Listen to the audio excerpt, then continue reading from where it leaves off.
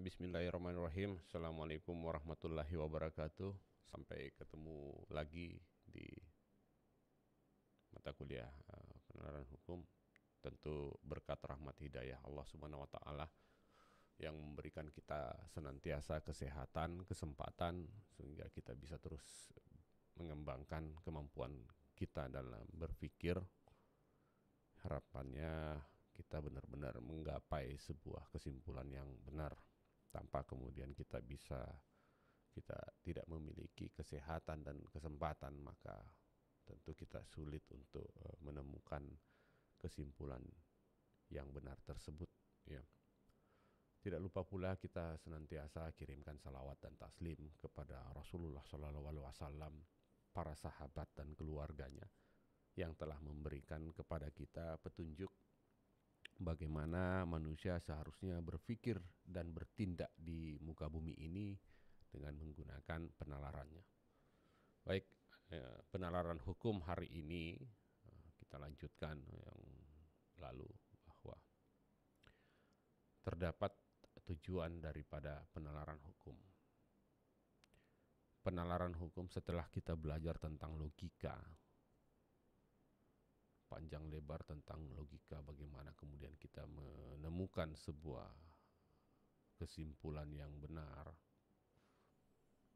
Nah, kita masuk dalam penalaran hukum, berlogika hukum, di mana tujuannya adalah menemukan kebenaran dan menemukan keadilan. Banyak kemudian kita berpikir bagaimana kemudian hukum berjalan di tengah masyarakat. Ada yang kemudian merasa bahwa hukum yang berjalan di tengah masyarakat itu nggak benar. Nah, bagaimana kemudian kita berpikir tentang misalnya sebuah hukum? Apakah benar apa yang dikatakan segelintir orang, kelompok atau pribadi yang menyatakan hukum yang berlaku itu tidak benar? Sering saya contohkan di jalan raya misalnya. Undang-Undang nomor 22 tahun 2009. Sering saya contohkan bagaimana sih sebenarnya kita menemukan sebuah kebenaran, sehingga ini mempengaruhi perilaku kita. Banyak kita lihat misalnya orang berkendara tidak menggunakan sabuk pengaman, helm. Makin modern makin minim yang pakai helm. Makin modern sabuk pengaman, perlindungan terhadap kecelakaan bagi pengemudi mobil dan penumpangnya, makin minim yang menggunakan sistem yang membantu untuk menyelamatkan dari hal-hal yang tidak diinginkan, kecelakaan misalnya. Ini hasil penelitian yang kita amati secara tidak terencana. Kita melihat dalam kehidupan keseharian, bagaimana kemudian, apakah itu sebuah kebenaran yang ia lakukan? Di mana hari ini yang lampau itu orang misalnya menyediakan mobil tapi tidak menyediakan pengamanan di dalam mobil tersebut. Bagaimana ketika mobil itu terbalik sehingga tidak menggencet atau menjepit penumpangnya? Hari ini kemudian lahir sebuah kendaraan yang kemudian tidak kelihatan bentuk pengamanan di dalam kendaraan tersebut, tapi mampu melindungi orang tersebut atau pengemudi atau penumpang tersebut dari tergencetnya ketika terguling atau terjadi kecelakaan. Ya. Jadi ini kemudian banyak orang yang kemudian merombaknya misalnya. Saya biasa lihat kok aneh, mobil semakin kesini semakin canggih, kok itu dihilangkan ornamen keamanannya gitu. Kemudian ia memasang fatbar atau apa ya, yang semacam kerangka tambahan di dalam mobil gitu. Saya heran, itu untuk apa ya, gitu. Ya, kalau ya kemudian mobil balap misalnya, ya tidak layak dong untuk jalan di jalan raya. Ya, dia memang punya tempat khusus gitu. Begitupun dengan pengendara bermotor misalnya, nggak pakai helm. Kita juga nggak pakai helm, siapa yang mempengaruhi gitu? Bener nggak itu? Ya, meskipun dekat gitu, dalam kompleks gitu. Ya, ya kita lihat saja kemarin contoh, salah satu ustaz terbaik di Indonesia ini yang kita senengi nonton gitu. Ya dalam kompleks juga naik motor. Ya sayangnya, ya duluan menghadap ilahi, ya hanya di kompleks naik motor gitu. Ya, nabrak pohon. Oke, itulah apakah kemudian kita bisa melihat tindakan-tindakan atau perilaku seseorang itu sebuah kebenaran atau enggak? Inilah yang mempengaruhi tindakan kita. Inilah tujuan dari penalaran hukum. Supaya kita bisa menemukan sebuah kebenaran dalam berpikir. Begitu pula dengan menemukan keadilan. Kalau ada kemudian pencuri dipukuli rame-rame oleh masyarakat, apakah itu adil?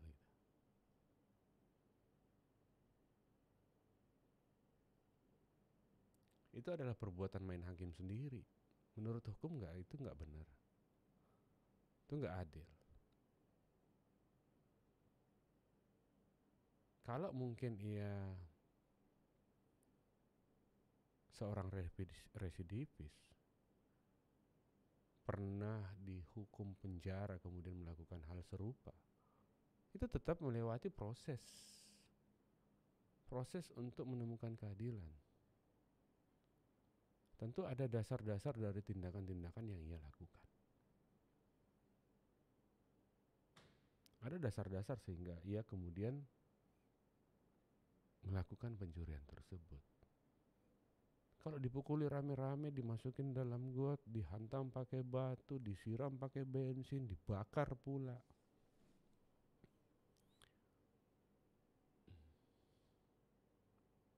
Bagaimana kemudian kalau ia kemudian mencoba untuk membeli obat dari keluarganya yang sakit gitu, sehingga ia nggak bisa berpikir sehat lagi.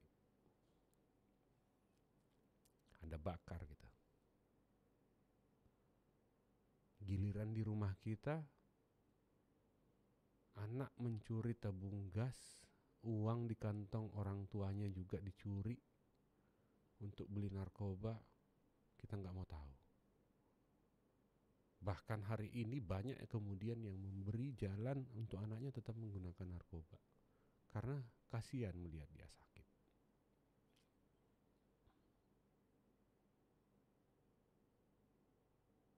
Sama-sama melakukan pencurian.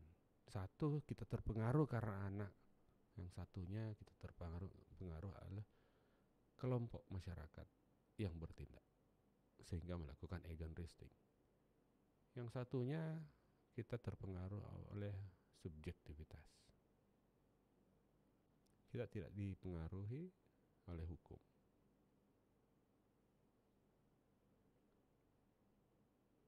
Padahal jelas regulasi sudah menentukan bagi orang tua yang mengetahui tapi tidak melaporkan anaknya menggunakan narkoba misalnya, ancaman hukumannya jelas. Dan itu masih berlaku sampai hari ini. Itu masih dianggap sebuah kebenaran. Itu dianggap keadilan. Karena anaknya juga bisa mempengaruhi orang-orang di sekitarnya. Saya pernah mendengar, tapi saya belum bisa membuktikan bahwa hasil penelitian, satu orang pengguna narkoba mampu mempengaruhi 100 orang di sekitarnya. Saya belum pernah membaca hal tersebut, tapi itu diutarakan di dalam kajian akademik, ya, dalam sebuah seminar akademik. Ya. Oke, baik. Kita lanjutkan bahwa peserta didik yang saya hormati, penalaran adalah suatu bentuk pemikiran atau bentuk proses berpikir. Jadi penalaran ini berisikan ada konsep, ada proposition atau statement, ada reasoning. Ya, baiklah. Konsep. Jadi konsep merupakan penyusunan utama dalam pembentukan pengetahuan ilmiah. Ya. Jadi ada abstraksi ide, ya, yang bisa dinyatakan sebuah kata dalam sebuah kata atau simbol. Gitu. Ada konsep. Anda sering menggunakan konsep. Kadang ada yang menggunakan konsep itu dengan sebuah simbol, ada kata, ya, ada gambaran, ya, deskripsi kata-kata juga boleh, ya. Jadi konsep ini, ya, juga sebagai bagian dari pengetahuan yang dibangun dari bermacam karakteristik. Jadi dalam penalaran itu kita diawali adalah dari sebuah konsep.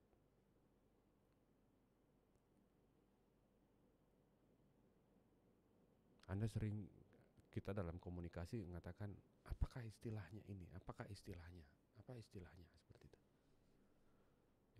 Itu ada sebuah konsep yang ingin ia bangun. Ya. Itu gambaran mental dari sebuah konsep. Ada juga yang memberikan simbol.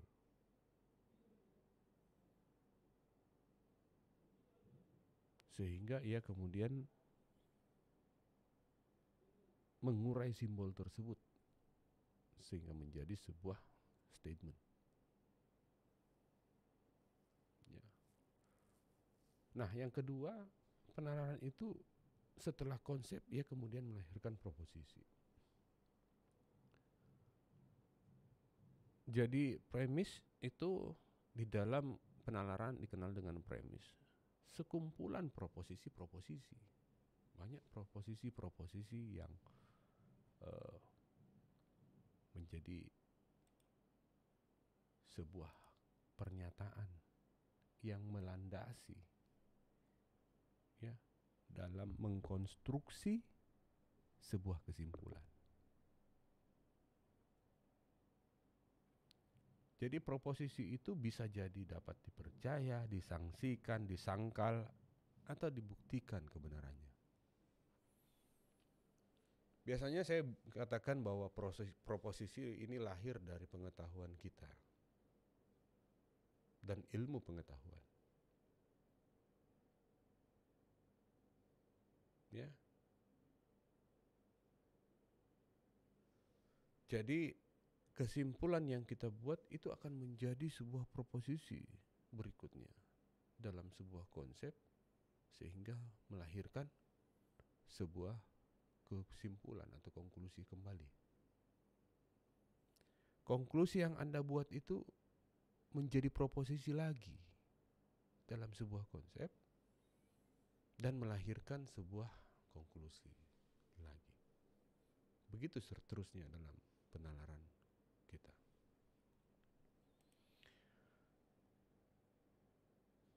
Jadi tidak ada penalaran tanpa proposisi.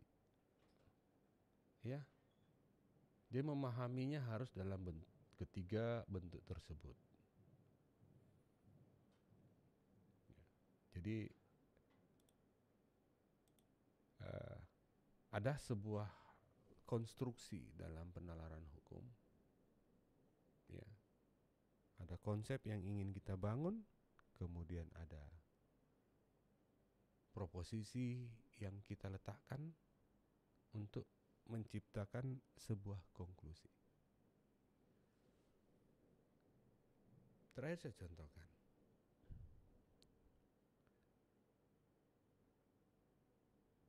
Di jalan raya saya sering melihat bahwa ada pernyataan dari penegak hukum yang menyatakan bahwa berhati-hatilah di jalan, ikutilah rambu lalu lintas, keluarga Anda menunggu di rumah. Ini sebuah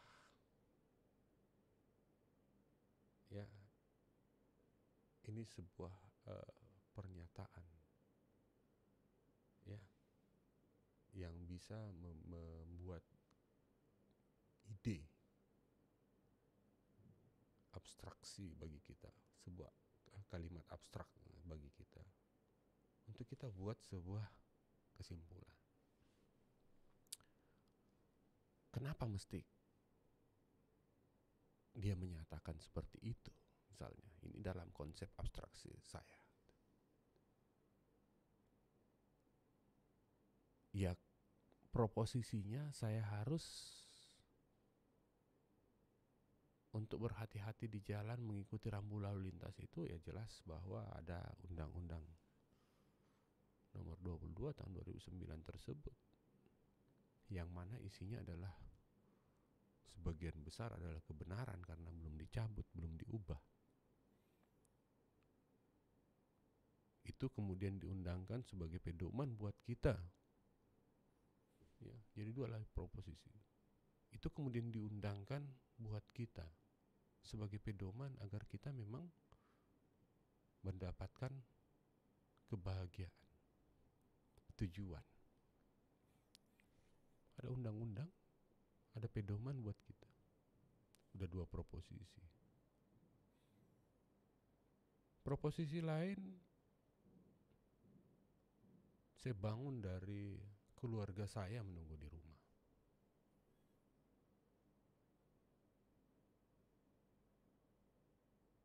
Saya harus memberikan dia keadilan. Saya misalnya punya anak istri. Saya harus tetap hidup untuk menafkahi mereka.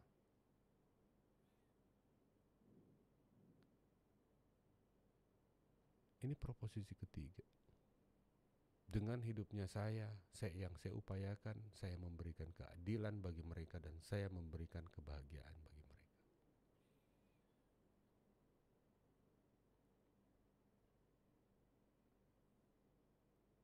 Pendekatan hukum lainnya.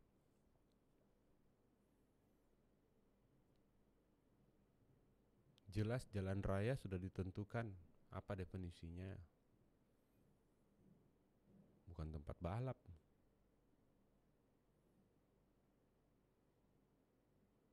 Ya, jelas definisinya. Jadi saya menggunakan pendekatan hukum. Sehingga saya berkesimpulan saya memang harus berhati-hati di jalan ketika berkendara. Saya juga tidak mengganggu orang lain. Itu jelas juga hukumnya. Ada kepentingan publik yang saya akomodir. Ya. Jadi inilah video pengantar untuk penalaran hari ini, di mana dia memiliki tujuan mencapai kebenaran dan keadilan. Ia kemudian dikonstruksi dari konsep, proposisi, dan konklusi. Silahkan kita coba praktikan sebagai keterampilan khusus kita dengan menggunakan pendekatan hukum, sehingga hasil kesimpulan yang kita keluarkan sesuai dengan hukum yang berlaku, maka terlihat kita menggunakan penalaran hukum. Mari kita belajar bersama. Silahkan melakukan pembelajaran aktif. Nanti saya berikan contohnya di Spada. Sampai bertemu di materi berikutnya. Assalamualaikum warahmatullahi wabarakatuh.